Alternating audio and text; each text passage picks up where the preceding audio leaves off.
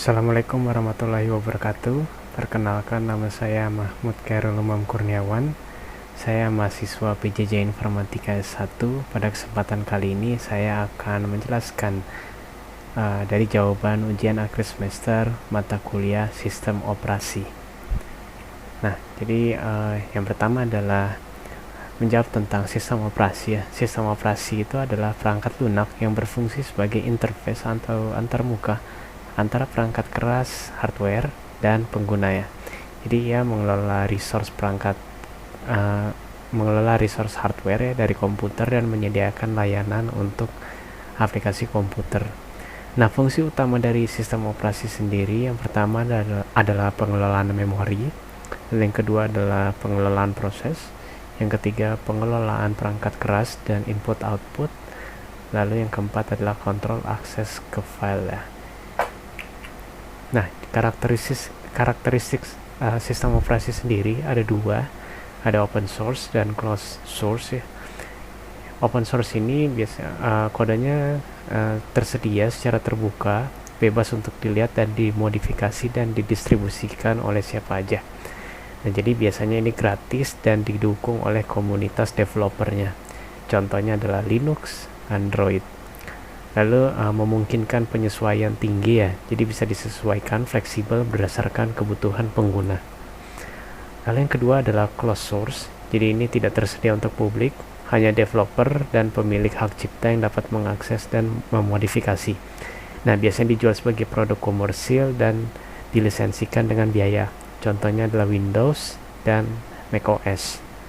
Nah, ya closed source ini menawarkan dukungan pelanggan yang lebih terstruktur dan seringkali lebih stabil ya, karena dikembangkan dan didevelop oleh tim profesional. Nah, lalu yang ketiga adalah menjelaskan skema dasar sistem komputer ya. Jadi skema dasar sistem komputer ini terdiri dari perangkat input device. Jadi ini mengizinkan pengguna untuk memasukkan data ke dalam sistem ya. Jadi input device ini contohnya adalah keyboard atau mouse. Ini adalah input system, input device maksudnya. Lalu yang kedua adalah unit pemrosesan pusat atau CPU. Sini ya, ini CPU. Ini adalah otak dari komputer yang menjalankan instruksi. Nah, jadi di sini adalah pemrosesan ini, otaknya di sini ya. Lalu selanjutnya adalah memori. Memori ini untuk menyimpan instruksi dan data yang sedang diproses, misalnya RAM. Lalu selanjutnya adalah perangkat output device ya. Ini sistem untuk mengeluarkan hasil proses, misalnya monitor untuk menampilkan gambar ya, menampilkan layar. Lalu printer. Dan perangkat penyimpanan ini contohnya ada hard drive atau SSD ya. Ini menyimpan data dan instruksi secara permanen.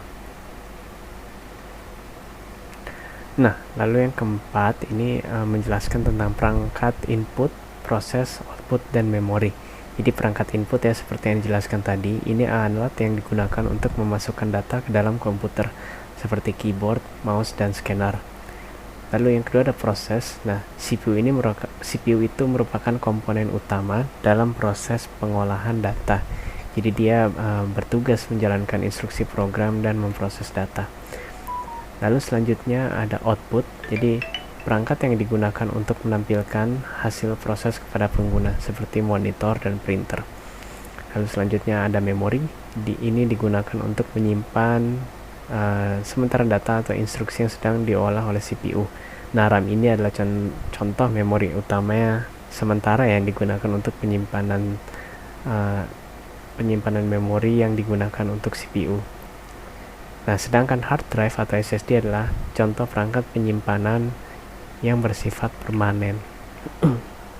Nah, lalu yang kelima, kita diminta menjelaskan step install Windows 10. Di sini yang pertama adalah tentu saja kita melakukan persiapannya ya. Periksa apakah persyaratan sistemnya memenuhi. Lalu jangan lupa untuk backup data dan dapatkan media instalasinya. Jadi ada file instalasinya ya, biasanya berupa CD atau USB.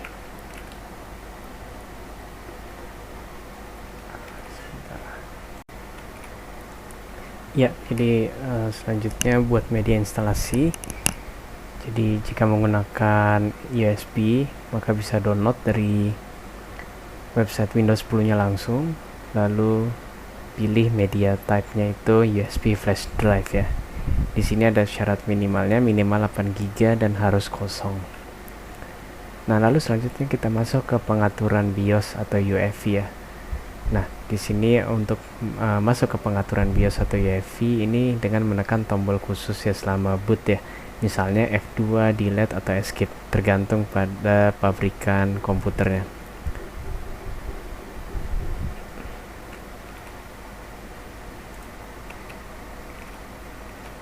Nah, lalu selanjutnya kita ubah urutan boot sehingga USB atau DVD ini menjadi pilihan pertama. Nah, lalu selanjutnya kita masukkan USB drive atau DVD instalasi komputer, lalu kita restart. Nah, komputer ini akan booting dari media instalasi dan kita tinggal ikuti petunjuk aja pada layar ya. Nah, lalu kita pilih bahasa, waktu, dan input, format waktu, metode input yang diinginkan, lalu kita klik install now. Nah, lalu setelah itu kita diminta untuk memasukkan serial key ya, kunci produk ya. Nah, jika melakukan upgrade atau reinstall, maka dapat melewati langkah ini. Nah, lalu selanjutnya kita pilih jenis instalasi. Nah, di sini apakah kita upgrade atau kita custom ya, install Windows untuk instalasi bersih. Lalu selanjutnya setelah itu kita dapat memilih partisi tempat kita ingin menginstal Windows, dan kita dapat menghapus atau menambahkan partisi ya, atau membuat partisi baru. Lalu selanjutnya adalah mulai proses instalasi. Setelah memilih partisi, proses instalasi akan dimulai dan komputer akan restart beberapa kali. Lalu selanjutnya konfigurasi awal ya. Setelah instalasi selesai, kita ikuti petunjuknya saja untuk menyelesaikan pengaturan awal. Lalu setelah itu aktivasi Windows. Pastikan Windowsnya diaktifasi dengan memasukkan serial key jika belum tadi ya. Lalu jangan lupa untuk update dan install driver. Nah, demikian yang dapat saya sampaikan. Mohon maaf bila ada kesalahan kata. Assalamualaikum warahmatullahi wabarakatuh.